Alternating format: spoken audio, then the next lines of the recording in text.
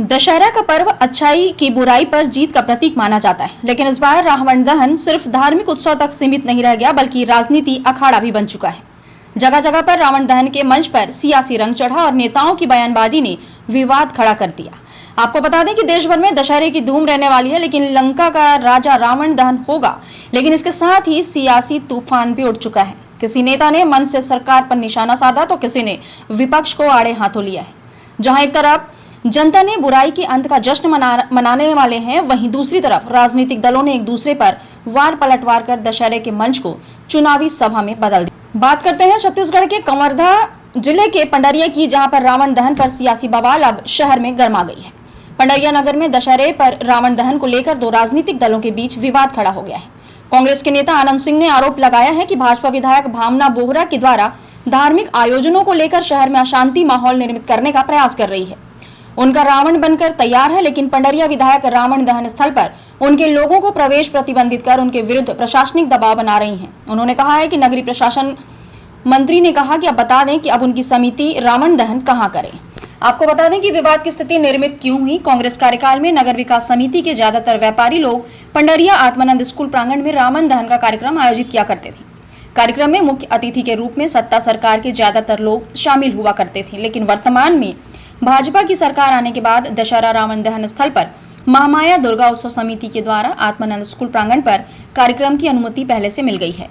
कांग्रेस नेताओं ने इसका विरोध किया और आरोप लगाया कि यह आयोजन भाजपा विधायक के द्वारा राजनीतिक द्वेष के तहत उनके विरुद्ध एफआईआर दर्ज कर कार्यवाही की जा रही है। तो वहीं बीजेपी कार्यकर्ता नवल किशोर पांडे ने कहा कि तथाकथित नगर विकास समिति का यह दावा किस आधार पर कर रही है कि आत्मानंद स्कूल प्रांगण उनकी है। एसडीएम पंडरिया ने कहा कि उन्होंने अनुमति मिली है और रावण दहन कार्यक्रम आत्मानंद प्रांगण में ही संपन्न होगा। बहरहाल राजनीतिक आरोप प्रत्यारोप के बीच दोनों दलों के बीच अब यह सियासी बवाल जारी है, जिससे शहर का राजनीतिक माहौल गर्मा गया है।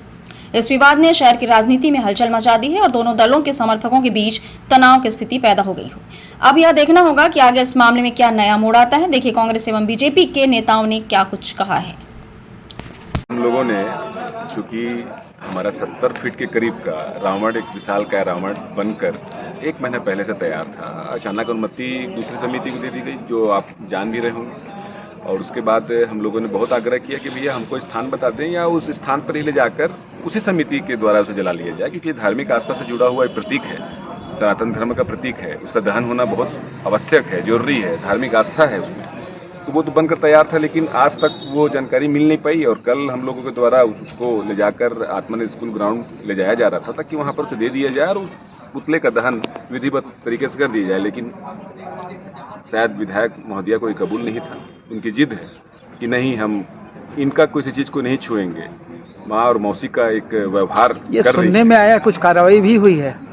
वही मैं बताना चाहूँगा कि उसके उपरांत वहाँ पर उसे हमने रखा और उसके उपरांत अचानक आज सुबह से ही हमारे पास एक नोटिस आ जाता है सम्मन, और यहाँ दंडाधिकारी महोदय जी हमें हाजिर होने की एक नोटिस भेजते हैं और यहाँ हमारा बयान लिया जाता है कि क्या आप अशांति भंग कर रहे हैं, क्या आप वहाँ पर उपद्रव मचा रहे हैं, क्या आप लोग वहाँ पर गैर कानूनी काम करने जा रहे हैं। मतलब कुल मिला के ये फंसाने की साजिश की जा रही है और ये फंसाने की साजिश बहुत ही बचपने हरकत के तरीके से की जा रही है।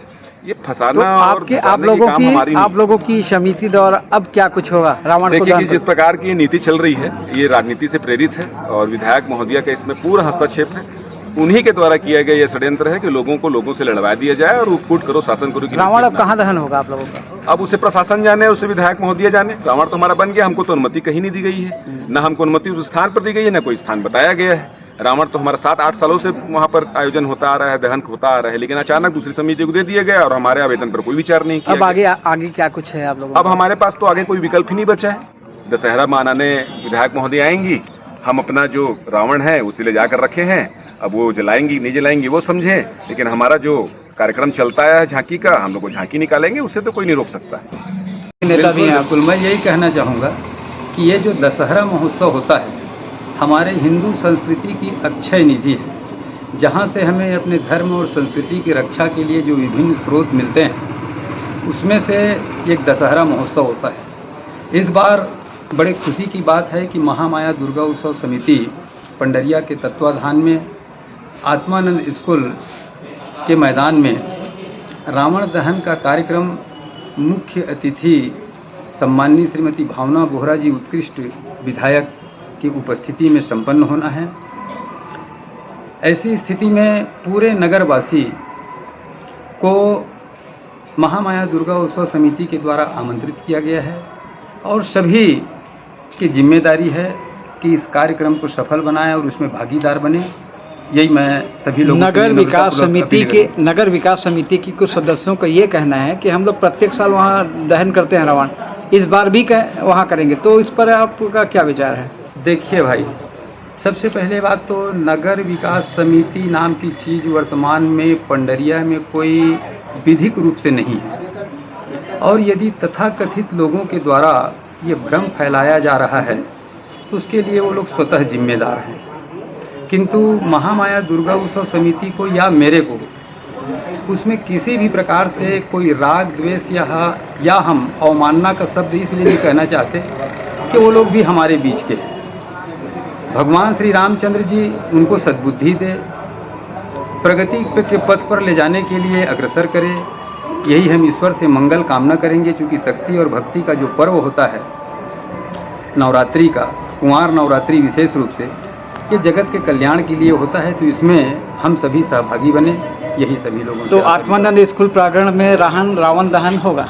हाँ, रावण दहन का कार्यक्रम और साथ में सीमा कौशिक जी के जगराता का कार्यक्रम सम्माननीय विधायक महोदय श्रीमती भावना बोहरा जी के साक्षी स्वरूप उपस्थिति में संपन्न होगी।